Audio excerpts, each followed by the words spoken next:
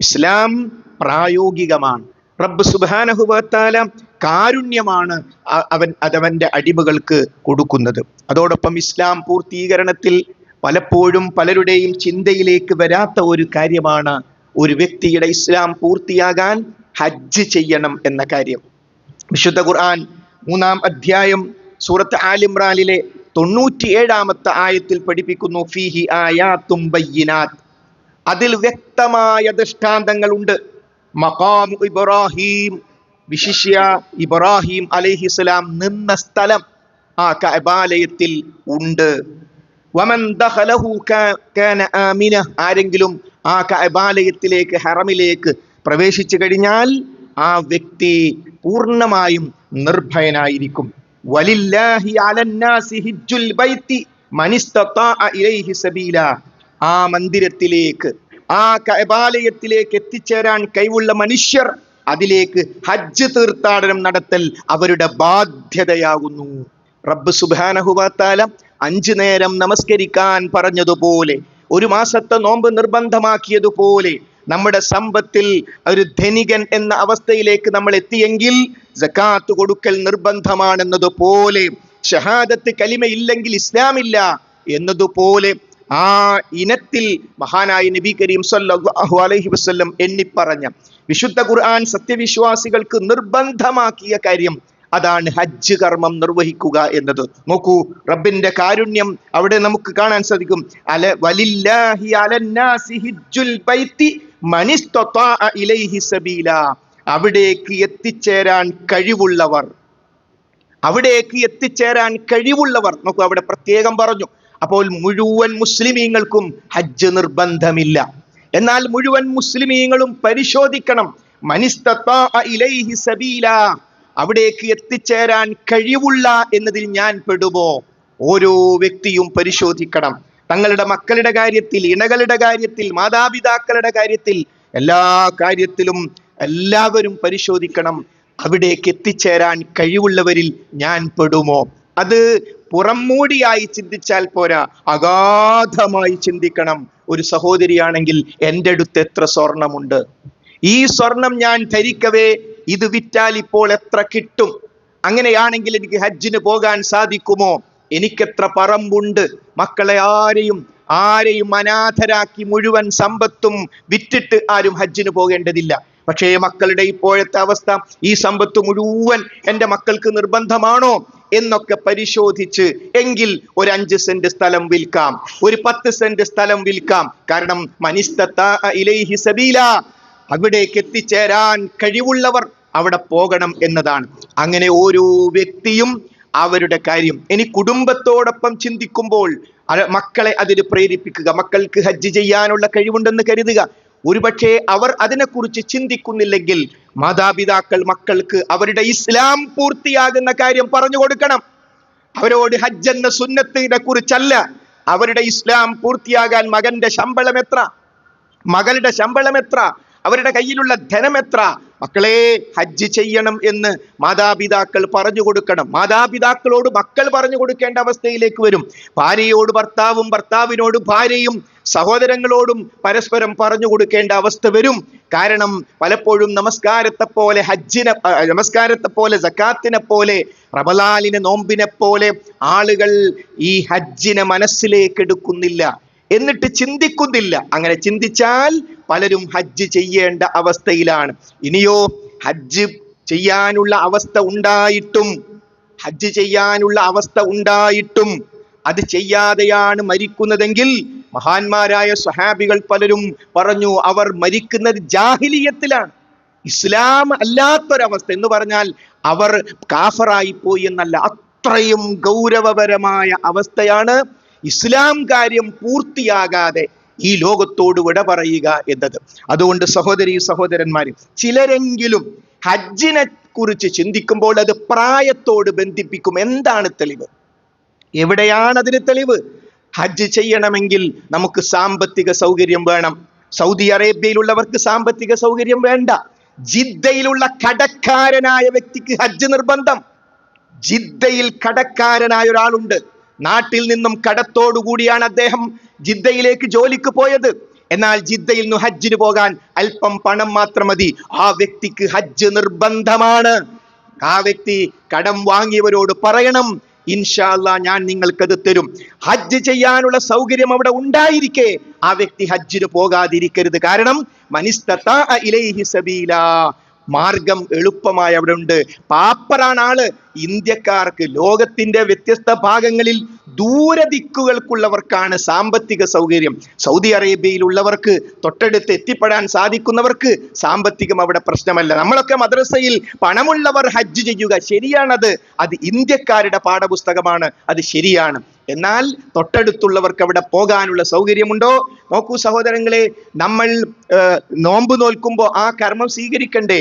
കടക്കാരന് നോമ്പ് നോൽക്കാൻ പറ്റുമോ? കടക്കാരന് നോമ്പ് നോൽക്കാം. കടം എപ്പോൾ വീട്ടാൻ പറ്റുന്നുവോ അപ്പോൾ വീട്ടണം. ഹജ്ജ് തൊട്ടു മുമ്പിലുണ്ട്, പക്ഷെ കടമാണ് എന്നതിന്റെ പേരിൽ ഹജ്ജിന് പോകാതിരിക്കുന്നത് ശരിയല്ല.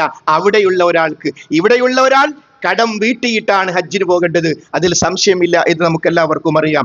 അതോടൊപ്പം തന്നെ സാമ്പത്തിക സൗകര്യത്തോടൊപ്പം മറ്റൊന്ന് ശാരീരികമായ സൗകര്യമാണ്. നമ്മൾക്ക് സമ്പത്തുണ്ട്, പക്ഷേ നമുക്ക് ഹജ്ജിന് പോകാനുള്ള ശാരീരികമായ സൗകര്യമില്ല, യാത്ര ചെയ്യാൻ പറ്റില്ല, അതേപോലെ തന്നെ ബെഡിലാണ്, നടക്കാൻ കഴിയില്ല തുടങ്ങിയ ഹജ്ജിന് പറ്റാത്തൊരവസ്ഥയിലേക്ക് ഉണ്ടെങ്കിൽ അത് നമുക്ക് ഇളവാണ്. പക്ഷെ അവിടെയും എങ്ങനെയെങ്കിലും അവിടെ എത്തിപ്പെടാൻ പറ്റുമോ? അവിടെ വീൽ ചെയർ ഉണ്ടല്ലോ, ഒപ്പം പോരാൻ മകനുണ്ടല്ലോ, സൗകര്യമുണ്ടല്ലോ, അങ്ങനെയൊക്കെ ഉണ്ടെങ്കിൽ ഹജ്ജിന് പോവുക തന്നെയാണ്. പക്ഷെ ഒരു രക്ഷയുമില്ല. പോയിട്ട് ഒരു ഓട്ടോറിക്ഷയിലേക്ക് കയറുന്നതിനെ കുറിച്ച് പോലും ചിന്തിക്കാൻ പറ്റാത്ത അത്രമാത്രം ശാരീരികമായ അസൗകര്യമുണ്ടെങ്കിൽ ആ വ്യക്തികൾക്ക് ഇളവുണ്ട്. പക്ഷെ അവിടെയാണ് ഞാൻ പറഞ്ഞത്, പ്രായവുമായി ഹജ്ജിന് എന്താണ് ബന്ധം? ആ ഒരു ധാരണ നമ്മൾ തിരുത്തണം. ഒരു വ്യക്തി ഹജ്ജ് ചെയ്യാൻ പ്രാപ്തനാകുന്നത് 20-ാമത്തെ വയസ്സിലാണെങ്കിൽ ആ വ്യക്തി 20-ാമത്തെ വയസ്സിൽ ഹജ്ജിന് പോകണം. ഹജ്ജിന് പോകാനുള്ള ശേഷി വരുന്നത് 25-ാമത്തെ വയസ്സിലാണെങ്കിൽ 25-ാമത്തെ വയസ്സിൽ ഹജ്ജിന് പോകണം. ആരാണ് 45ഉം 50ഉം 60ഉം വയസ്സായിട്ടാണ് ഹജ്ജിന് പോകേണ്ടത് എന്ന് എവിടുന്നാണ് നമുക്ക് തെളിവ് കിട്ടിയത്? നമ്മുടെ മറ്റു ബാധ്യതകൾ മുഴുവൻ തീർത്തിട്ടാണ് ഹജ്ജിന് പോകേണ്ടതെന്ന് ആരാണ് പഠിപ്പിച്ചത്? മകളെ കെട്ടിക്കാനുണ്ട്, മകൾ ഇപ്പോഴെത്ര +2 എത്തിയിട്ടേ ഉള്ളൂ, SLC എത്തിയിട്ടേ ഉള്ളൂ, ഇപ്പൊ ഹജ്ജിന് പോയാൽ. അങ്ങനെ ചിന്തിക്കരുത്. മകളുടെ വിവാഹം റബ്ബ് നിശ്ചയിച്ച കൃത്യ ഡേറ്റിന് നടക്കും. ഒരു ഡേറ്റ് അങ്ങോട്ടും ഇങ്ങോട്ടും ആവൂല. പക്ഷെ അതിനിടക്ക് നമ്മൾ മരിച്ചു പോയാൽ, മകളുടെ വിവാഹത്തിന് മുമ്പ് നമ്മൾ മരണപ്പെട്ടു പോയാൽ, മകന്റെ വീട് നിർമ്മാണം പൂർത്തിയാക്കണം പോലും, മകന്റെ വീട് നിർമ്മാണം പൂർത്തിയാക്കും വരെ നമ്മൾ ജീവിച്ചിരിക്കുമെന്ന് ആര് പറഞ്ഞു? അതുകൊണ്ട് സഹോദരന്മാരെ, സഹോദരിമാരെ, നമ്മുടെ ദീൻ പൂർത്തിയാക്കുന്നത് നമ്മൾ തന്നെ ആയിരിക്കണം. അതുകൊണ്ട് എന്റെ ശബ്ദം കേൾക്കുന്ന ആരെങ്കിലും ഹജ്ജിനെ കുറിച്ച് ചിന്തിച്ചിട്ടില്ലെങ്കിൽ ചിന്തിക്കണം. എന്നിട്ട് തീരുമാനമെടുക്കണം. ആഗസ്റ്റ് 7 വരെ, 2025 ആഗസ്റ്റ് 1 അടുത്ത 7-ാം തീയതി വരെ ഗവൺമെന്റ് വകുപ്പിൽ ഹജ്ജിന് പോകുന്നവർക്ക് അപേക്ഷ സമർപ്പിക്കാനുള്ള ഡേറ്റ് ആഗസ്റ്റ് 7-ാം തീയതി വരെയാണ്. അതുകൊണ്ട് ആ കാര്യത്തെക്കുറിച്ച് നാം ചിന്തിച്ച് തീരുമാനമെടുത്ത് പെട്ടെന്നൊരു അപ്ലിക്കേഷൻ പൂർത്തിയാക്കണം. നമ്മുടെ ഒരു വിഷയത്തിൽ നമ്മൾ ഓടിപ്പാഞ്ഞ് ഏത് ഓഫീസിലും കയറി ഇറങ്ങും. കാരണം ലൈസൻസിന്റെ വിഷയമാണ്, എൻ്റെ ഒരു വീടിന്റെ നമ്പർ കിട്ടുന്ന പ്രശ്നമാണ്, എൻ്റെ വണ്ടിയുടെ പ്രശ്നമാണ്. അതിനേക്കാൾ വലിയ പ്രശ്നമാണ് നമ്മളാകുന്ന ഈ ശരീരം ഖബറിലേക്ക് വെക്കുമ്പോ പൂർണ്ണ മുസ്ലിമായി മരണപ്പെടുക എന്നതിന് ഓഫീസുകൾ കയറി ഇറങ്ങാൻ, ഹജ്ജിന് അപേക്ഷ കൊടുക്കേണ്ടത് എങ്ങനെയെന്നറിയാൻ, പാസ്പോർട്ട് എടുത്തിട്ട് ഏതാണ് ഡേറ്റ് എന്നറിയാൻ ഇനി കാത്തു നിൽക്കരുത്. അള്ളാഹു തൗഫീഖ് ചെയ്യുമാറാകട്ടെ. അതുകൊണ്ട് ഇനി അങ്ങനെ അല്ലാതെ പ്രൈവറ്റിൽ ഹജ്ജിന് പോകുന്നവർക്ക് ഇനിയും കൂടുതൽ സമയം ആലോചിക്കുവാനും തീരുമാനമെടുക്കാനും ഉണ്ടാകും. മറ്റൊന്ന് ഗതാഗത സൗകര്യമാണ്. സമ്പത്തുണ്ട്, ശാരീരികമായും ഓക്കെ. പക്ഷേ പെട്ടെന്നൊരു യുദ്ധം, നമ്മൾ കഴിഞ്ഞ 2 മാസം മുമ്പ് മനസ്സിലാക്കി, ഒരു യുദ്ധം അങ്ങ് പറഞ്ഞു, വിമാനങ്ങൾ പോകുന്നില്ല, നമ്മൾ ഒഴിവാടി. നമ്മൾ ഹജ്ജിന് തയ്യാറെടുത്തു, എല്ലാം റെഡിയായി, പക്ഷേ ഗതാഗത സൗകര്യം റെഡിയായില്ല. ഹജ്ജ് ചെയ്ത കൂലി കാരണം നമ്മൾ നിയ്യത്ത് വെച്ച് കഴിഞ്ഞു. അതുകൊണ്ട് സഹോദരി സഹോദരന്മാരെ, ഞാൻ പറയുന്നു വീണ്ടും, നമ്മളാകുന്ന വ്യക്തിയുടെ കാര്യം മാത്രമല്ല, നമ്മുടെ പ്രിയപ്പെട്ട മക്കളുടെ കാര്യം, നമ്മുടെ പുതിയാപ്പിളമാരുടെ കാര്യം, നമ്മുടെ ഇണകളുടെ കാര്യം. ചില സഹോദരന്മാർക്ക് ഭാര്യയെ കൂടി കൊണ്ടുപോകാനുള്ള പണമുണ്ട്. ചില സഹോദരിമാർക്ക് ഭർത്താവിനെ കൂടി ഹജ്ജിന് കൊണ്ടുപോകാനുള്ള പണമുണ്ട്. അവർ അങ്ങനെ ചിന്തിക്കണം, അപ്പോൾ കൂടുതൽ കൂലി കിട്ടും. എൻ്റെ ഭാര്യയുടെ ഇസ്ലാം പൂർത്തിയാക്കാൻ പടച്ചവനെ ഞാനാണല്ലോ കാരണമായത്, അതിന് കൂലി സഹോദരന്മാരെ സഹോദരിമാരെ നമുക്ക് കിട്ടും. മഹാനായ നബി കരീം സല്ലല്ലാഹു അലൈഹി വസല്ലം പഠിപ്പിച്ചു, വൽ ഹജ്ജുൽ മബ്റൂർ, മബ്റൂറായ ഒരു ഹജ്ജ് എന്ന് പറഞ്ഞാൽ ലൈസ ജസാഅൻ ഇലൽ ജന്ന, സ്വർഗമല്ലാതെ അതിന് കൂലിയില്ല. സ്വീകരിക്കപ്പെടുന്ന പുണ്യകരമായ ഒരു ഹജ്ജിന് സ്വർഗമല്ലാതെ കൂലിയില്ല.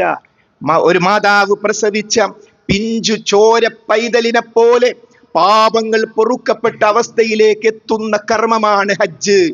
ഇനി എല്ലാം പോകട്ടെ സഹോദരങ്ങളെ, മഹാനായ നബി കരീം സല്ലല്ലാഹു അലൈഹി വസല്ലം നമസ്കാരത്തിന് നേതൃത്വം കൊടുത്ത, റസൂലുള്ള തവാഫ് ചെയ്ത, ഇബ്രാഹിം നബി അലൈഹിസ്സലാം നിന്ന സ്ഥലം അവിടെയുണ്ട് എന്ന് പറഞ്ഞ ആ സ്ഥലത്തൊന്ന് പോകാൻ നമുക്ക് ആഗ്രഹം വേണ്ടേ? ആഗ്രഹം വേണ്ടേ? എങ്ങോട്ടാ ഈ തിരിഞ്ഞ് നമസ്കരിക്കുന്നത്?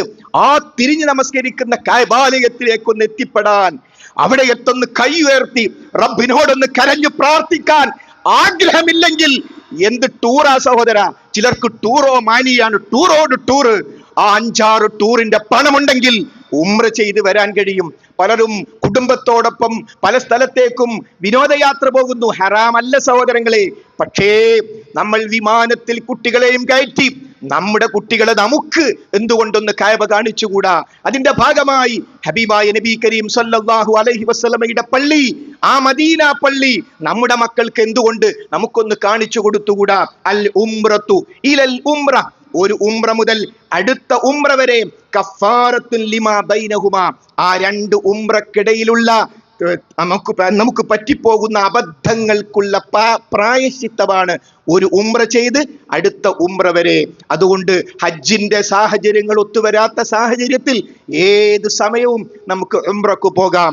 അതും നമ്മൾ ചിന്തിക്കണം. അതുകൊണ്ട് സഹോദരങ്ങളെ, ഈ ഒരു പ്രത്യേക സമയത്ത് നമ്മൾ മാത്രമല്ല, നമ്മുടെ കുടുംബ ഗ്രൂപ്പുകളിൽ, നമ്മുടെ പൊതു ഗ്രൂപ്പുകളിൽ ആഗസ്റ്റ് 7 മുമ്പ് ഹജ്ജിന് അപേക്ഷ കൊടുക്കാൻ നമ്മളൊരു പോസ്റ്റ് ഇട്ടതിന്റെ പേരിൽ, നമ്മൾ ഈ ഹുത്തുബയുടെ ലിങ്ക് എടുത്ത് അതിലിട്ടതിന്റെ പേരിൽ ആരെങ്കിലും അതിനെക്കുറിച്ച് ചിന്തിച്ചാൽ അതിന്റെ കൂലി നമുക്കും കിട്ടും. അതുകൊണ്ട് ഹജ്ജിനെ കുറിച്ച് ചിന്തിക്കേണ്ടുന്ന ഈ സമയത്ത് ചിന്തിച്ച് തീരുമാനമെടുക്കാൻ നമ്മൾ ഓരോരുത്തരും പരിശ്രമിക്കുക.